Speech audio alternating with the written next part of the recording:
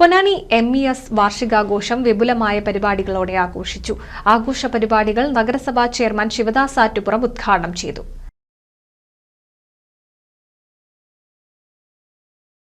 പൊന്നാനി MESൽ 24ാമത് വാർഷികവും രക്ഷാകർതൃ സംഗമവും അനുമോദന ചടങ്ങുമാണ് നടന്നത്.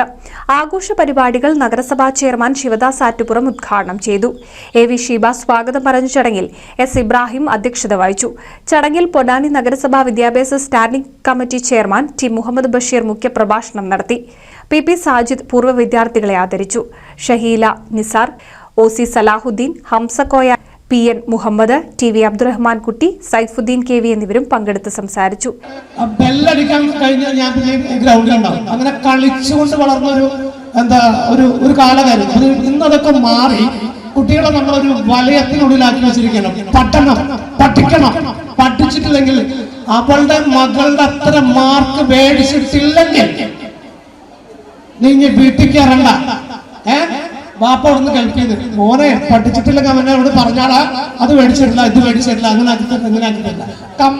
കമ്പാരിഷൻ മറ്റുള്ള കുട്ടികളോട്. കുട്ടികളെ അവരുമായിട്ട് എടുക്കുക. കൂടുതൽ സ്ട്രെസ് ഒന്നും കൊടുക്കല്ല. കുട്ടികൾ റിലാക്സ് ചെയ്ത് പഠിക്കട്ടെ. നന്നായിട്ട് റിലാക്സ് ചെയ്ത് എൻജോയ് ചെയ്ത് പഠിക്കട്ടെ. എനിക്ക് പറയാൻ കഴിയുന്നത് ഈ ഒരു ക്യാമ്പസിൽ പൊന്നാനി MES കോളേജ് MES സ്കൂളിന്റെ ക്യാമ്പസിൽ ഇവിടുത്തെ കുട്ടികളെ പഠിപ്പിക്കാനായിട്ട് മിടുക്കന്മാരായ കുറെ അധ്യാപകന്മാരും അധ്യാപികമാരും ഉണ്ട്. NCV news Ponnani.